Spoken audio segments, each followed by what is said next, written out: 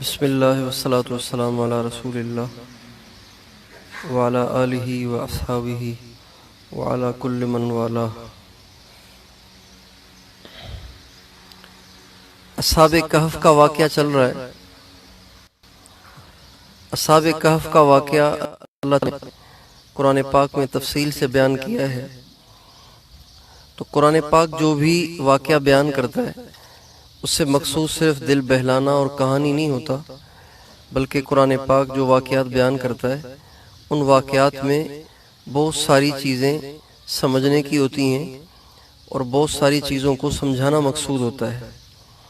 تو قرآن پاک میں اللہ تعالیٰ نے اصحاب کہف کے واقعے کو تفصیل سے بیان کیا ہے۔ اس میں ہمارے لیے کیا کیا سبق ہیں اس کے بارے میں انشاءاللہ عرض کریں گے۔ سب سے پہلی بات تو یہ کہ اصحاب کہف سے ایک سبق تو ہمیں یہ ملتا ہے کہ آس پاس کا ماحول مخالف ہو، جب آس پاس کا ماحول مخالف ہو، آس پاس کے ماحول سے کسی نظریے کی تائید نہ ہو، تو ایسے ماحول میں ایک نظریے والوں کو چاہیے کہ آپس میں بکھر کر نہیں بلکہ آپس میں جماعت بن کر رہیں۔ اللہ تعالیٰ اصحاب کہف کے بارے میں فرماتے ہیں انہم فتیۃ آمنوا بربہم وزدناہم ھدی۔ یہ لوگ ایک نوجوانوں کی جماعت تھی جو اللہ تعالیٰ پر ایمان لائے۔ یعنی اصحاب کہف جس نظریے کو مانتے تھے، یعنی توحید کے نظریے کو، ان کا جو آس پاس کا ماحول تھا وہ ان کے موافق نہیں تھا، سارے مشرکین تھے، اور جو نہیں بھی تھے وہ بھی بادشاہ کے سامنے، دقیانوس کے سامنے مجبور تھے، لیکن آپس میں جمع ہو کر رہنے کی برکت سے اللہ تعالیٰ نے ان کو ہمت دے دی اور بادشاہ کے سامنے ڈٹنے کی توفیق دے دی اور اپنے ایمان کو بچانے کا ان کو حوصلہ عطا فرما دیا۔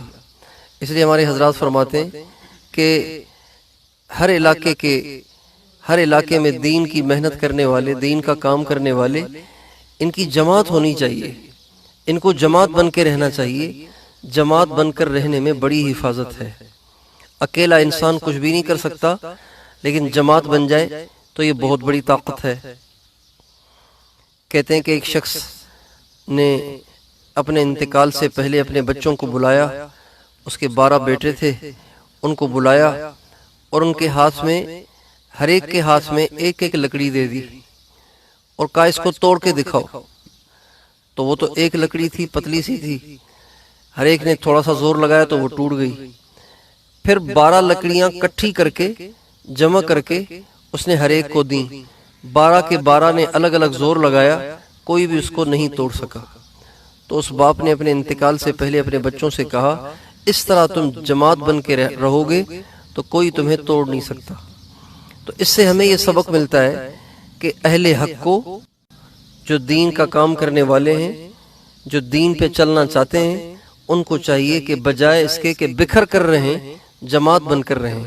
ہمارے نبی کا ارشاد ہے علیکم بالجماعت والعامۃ والمسجد، عام لوگوں کے ساتھ جماعت بن کے رہا کرو۔ پھر ایک حدیث میں آتا ہے فإنما یأکل الذئب من الغنم القاسیہ، اکیلی بکری کو بھیڑیا کھا جاتا ہے۔ اس لیے پہلا سبق ہمیں اس واقعے سے یہ ملتا ہے کہ ہمیں جہاں ماحول موافق نہ ہو، جیسے آج کل بے دینی کا ماحول زیادہ ہے اور دین کا ماحول کم ہے، تو ایسی صورت میں ہمیں جماعت بن کر رہنا چاہیے، الگ نہیں رہنا چاہیے۔ یہ جو ہمارے حضرات ہر محلے کی الگ الگ جماعت بناتے ہیں، کہتے ہیں یہ تمہارا امیر ہے، یہ جماعت بن کے رہے اور آپس میں کٹھے مل کے کام کریں، اس میں یہی حکمت ہے۔ جماعت بننے میں بڑی خیر ہے، جماعت کے ساتھ رہنے میں بڑی خیر ہے۔ ایک سبق تو ہمیں اس سے یہ ملتا ہے۔ دوسرا سبق یہ ملتا ہے کہ انسان کو اگر اس کے دینی حوالے سے ماحول موافق نہ مل رہا ہو تو اس کو چاہیے کہ جس علاقے میں اس کے دین کو خطرہ ہو وہاں سے وہ ہجرت کر لے۔ اصحاب کہف نے صرف دین کی وجہ سے اپنے وطن کو چھوڑا، اپنے رشتہ داروں کو چھوڑا، اپنے علاقے کو چھوڑا، اپنے ماں باپ کو چھوڑا، بھائی بہنوں کو چھوڑا، سارے تعلق والوں سے ایک دم وہ جدا ہو گئے صرف اپنے دین کو بچانے کے لیے۔ اتنی دین کی اہمیت تھی ان کے دل میں کہ دین کو بچانے کے لیے انہوں نے سارے پیاروں کی قربانی دے دی، اپنے وطن کی قربانی دے دی، علاقے کی قربانی دے دی۔ اور یہ غریب بچے نہیں تھے، یہ بڑے مالداروں کے لڑکے تھے، سارے کے سارے سرداروں کے بیٹے تھے، ان کے آباء و اجداد بادشاہ تھے۔ ایسے مالدار فیملیوں سے تعلق رکھنے والے کتنی لگژری زندگی گزارتے ہوں گے اپنے گھروں میں، لیکن ساری سہولتیں قربان کر دیں، اپنا گھر قربان کر دیا، ماں باپ کی جدائی برداشت کر لی، رشتہ داروں کو چھوڑ دیا، سب سے جدا ہو کے غار میں زندگی گزارنا شروع کر دی، شہر سے جدا ہو گئے اور سہولیات سے جدا ہو گئے، اپنے پیاروں سے جدا ہو گئے صرف دین کو بچانے کے لیے۔ اس لیے جہاں دین کو خطرہ ہو وہاں ہجرت ضرور کرنی چاہیے، اس سے دین کی حفاظت ہوتی ہے اور اس سے دین میں برکت آتی ہے۔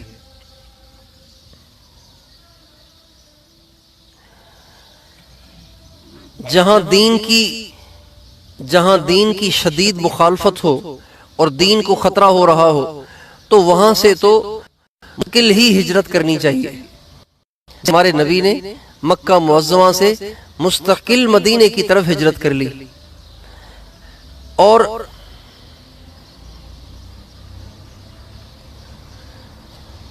لیکن جہاں شدید مخالفت نہ ہو بلکہ صرف اتنی بات ہو کہ ماحول سے دین کی تائید نہیں ہوتی، ماحول سے دین کی حفاظت نہیں ہوتی، ماحول سے دین میں ترقی نہیں ہوتی، تو ایسے موقع پہ انسان کو چاہیے کہ وقتی طور پر ضرور ہجرت کر لیا کرے۔ اسی وجہ سے ہمارے حضرات کہتے ہیں کہ بھائی سال میں ایک چلہ لگا لیا کرو، مہینے میں 3 دن لگا لیا کرو، بھائی جمعرات کو مرکز چلے جایا کرو۔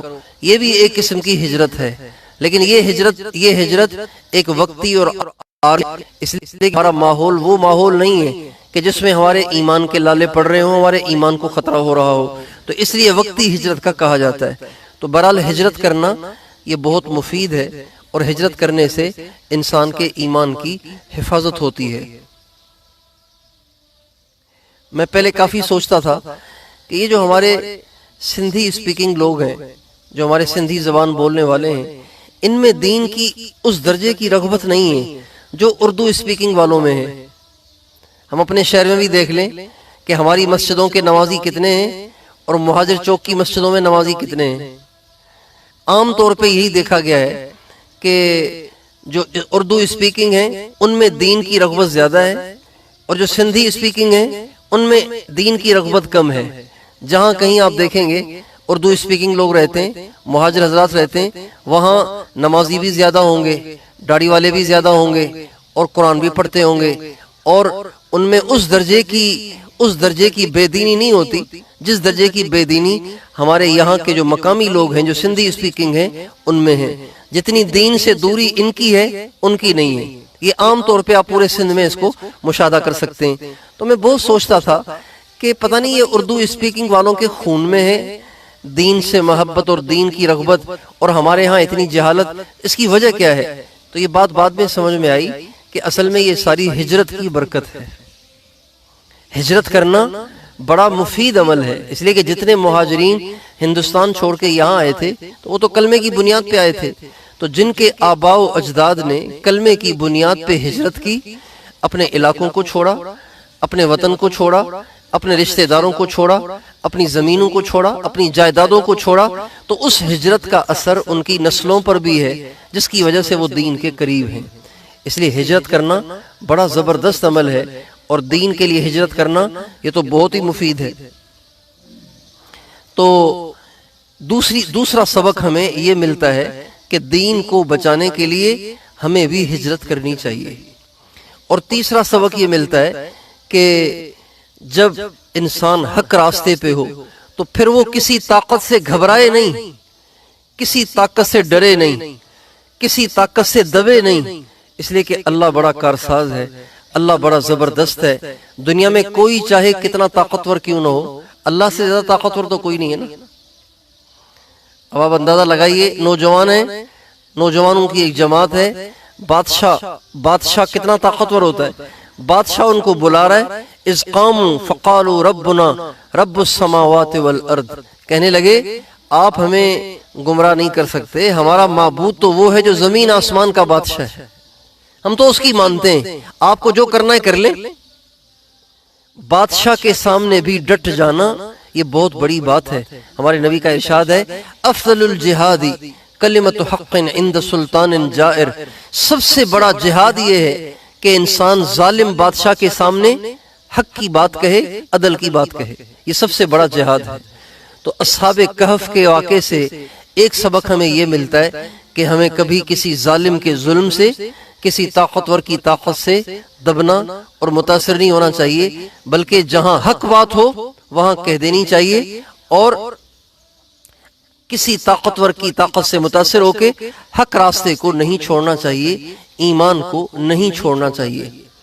اصحاب کہف، یہ جو سورہ کہف ہے، اس کے بارے میں احادیث میں بہت کثرت سے آیا ہے کہ سورہ کہف کے پڑھنے سے اللہ تعالیٰ دجال کے فتنے سے حفاظت کریں گے۔ سورہ کہف کے پڑھنے سے اللہ تعالیٰ دجال کے فتنے سے حفاظت کریں گے۔ تو بظاہر سورہ کہف کے اندر یہی اہم باتیں ہیں، اگر یہ مد نظر رہیں تو انسان دجال کے فتنے میں مبتلا نہیں ہوگا۔ حدیث میں آتا ہے جب دجال ظاہر ہو جائے تو مسلمانوں کو چاہیے کہ شہروں کو چھوڑ کر جنگلوں کا رخ کر لیں اور پہاڑوں کا رخ کر لیں، ایسی جگہ جانے کی کوشش کریں جہاں وہ اس کے فتنے سے محفوظ رہ سکیں۔ تو اصحاب کہف سے بھی یہی سبق ملتا ہے کہ انہوں نے دقیانوس کے فتنے سے بچنے کے لیے پہاڑوں کا رخ اختیار کر لیا، غار میں جا کے رہ لیے، اللہ تعالیٰ نے ان کے ایمان کی حفاظت کر لی۔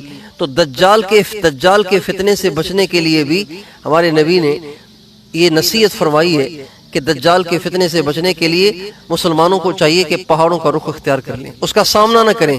حدیث میں آتا ہے جو اس کا سامنا کرے گا وہ کہے گا میں ایمان والا ہوں، میں جا کے اس سے بات کروں گا، لیکن جب اس کے سامنے جائے گا تو وہ اس کے پھندے میں پھنس جائے گا اور اس کا جادو اس پہ اثر کر جائے گا اور وہ ایمان سے ہاتھ دھو بیٹھے گا۔ اور پھر اگر خدا نہ خواستہ دجال کا سامنا ہو بھی جائے تو اس واقعے سے یہ سبق ملتا ہے کہ پھر گھبرانا نہیں چاہیے، اللہ کی ذات پہ بھروسہ کر کے اس کے سامنے حق راستے پہ ڈٹنا چاہیے اور جمنا چاہیے۔ اور بھی کچھ باتیں ہیں جو ہمیں اس واقعے سے جو ہمیں سبق ملتے ہیں، انشاءاللہ کل اس کے بارے میں تذکرہ کریں گے۔ درود شریف پڑھ لیجئے۔ لا الہ الا انت سبحانک انی کنت من الظالمین، اللہم صلی علی سیدنا محمد وعلی آل سیدنا محمد وبارک وسلم۔